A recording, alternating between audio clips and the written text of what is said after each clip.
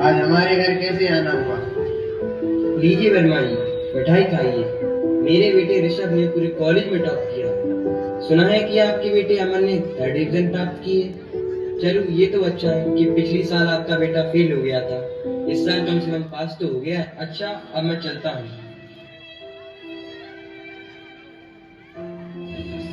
आ गए दोस्तों के साथ आवारागर्दी करके।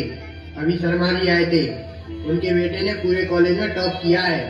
एक तो वो जिसे अपने पिता की इज्जत का बिल्कुल भी ख्याल नहीं है। आगे तुम्हारा पढ़ाई में मन क्यों नहीं लगता है? पढ़ लिख कर कुछ बन जाओगे तो मेरी एक चिंता खत्म हो जाएगी। मेरा पढ़ाई में बिल्कुल भी मन नहीं लगता है। मैं एक बहुत बड़ा क्रिकेटर बनना चाहता हूँ। मैं अपने देश के लिए खेलना चाहता हूँ, जिससे मैं आप लोगों के साथ साथ अपने देश का भी नाम रोशन कर सकूं। इस देश में कई लोग ऐसे हैं जो बड़े बड़े सपने देखते हैं, लेकिन लाखों में किसी एक के सपने साकार होते हैं। इसलिए भलाई इसी में है कि क्रिकेट का भूत अपने मन से उतार दो और पढ़ाई करके कोई छोटी मोटी नौकरी प्राप्त कर लो।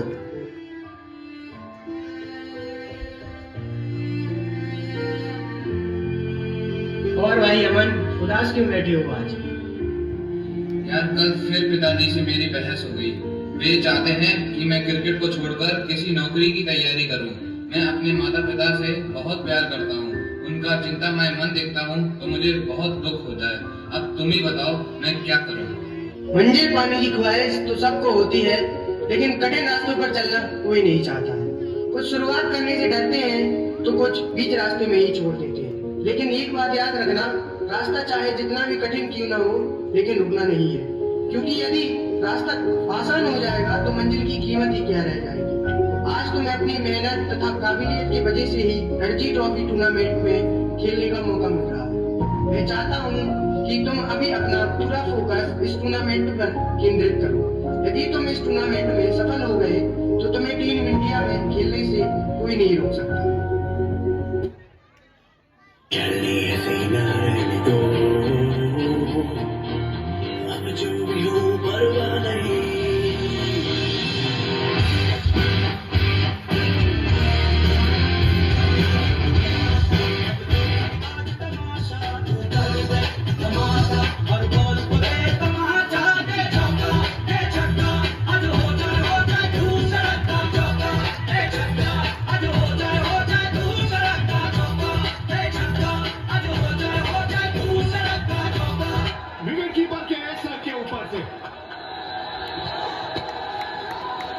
जी हाँ, बन गया इतिहास।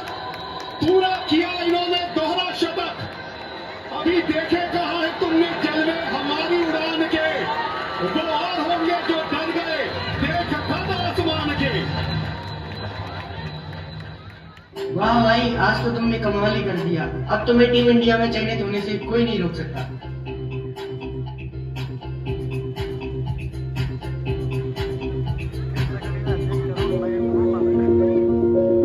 लीजिए वर्मा जी, मिठाई खाइए।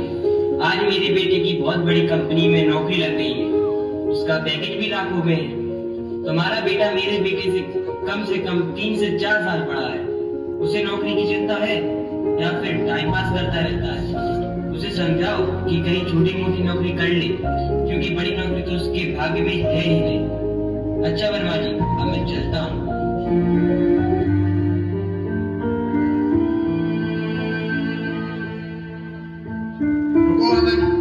पहले यह बताओ कि तुम्हें अपने भविष्य की चिंता है कि नहीं? आज के बाद तुमने कभी क्रिकेट खेला तो मुझे मरा हुआ पाओगे। अपना पूरा फोकस कोई नौकरी प्राप्त करने में लगाओ।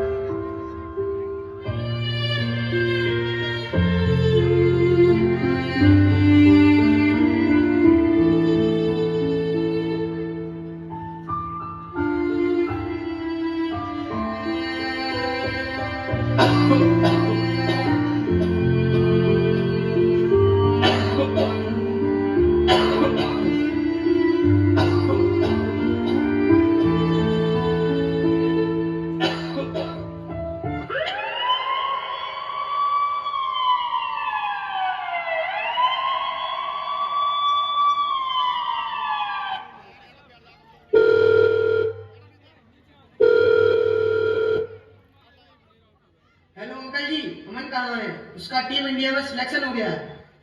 बेटा तुम जल्दी हॉस्पिटल आ जाओ, उसने जहर खा लिया है।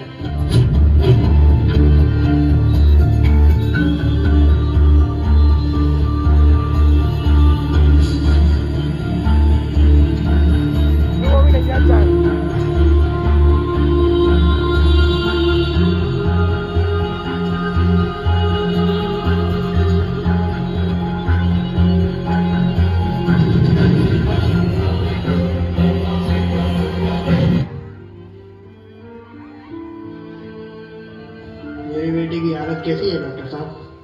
वर्मा जी, आपके बेटे की हालत बहुत नाजुक है। जैसे पूरे शरीर में फैल गया है। कोई दवा काम नहीं कर रही है, कोई दवा ही काम हो सकती है। बेटा मुझे माफ कर दे, मुझे तेरी हमेशा चिंता बनी रहती थी कि मेरे बाद तेरा क्या होगा। इसी चिंता की वजह से मैं तुम्हारी छुपी हुई प्रतिभा को पहचान नहीं पाया। नहीं अमन, तुम इस प्रकार हम लोगों को छोड़कर नहीं जा सकते। पता है तुम्हारा टीम इंडिया में सिलेक्शन हो गया है।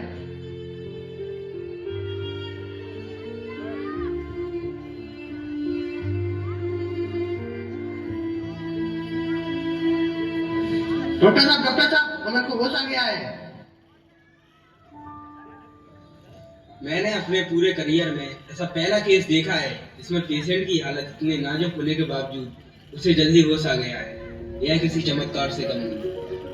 किसी ने सही ही कहा है, जिनके इरादे बुलंद होते हैं और अपने सपने साकार करने का जज्बा होता है, उन्हें मौत भी नहीं छू सकती। मुझे माफ कर दो वर्मा जी, मैं आपके बेटे में छुपी हुई प्रतिभा को पहचान नहीं पाया था। कोई बात नहीं शर्मा जी, सुना है कि आपके बेटे का प्रमोशन हो गया है। इस खुशी में आप मिठाई लेकर नहीं आए। अब आप मुझे शर्मिंदा कर रहे हैं।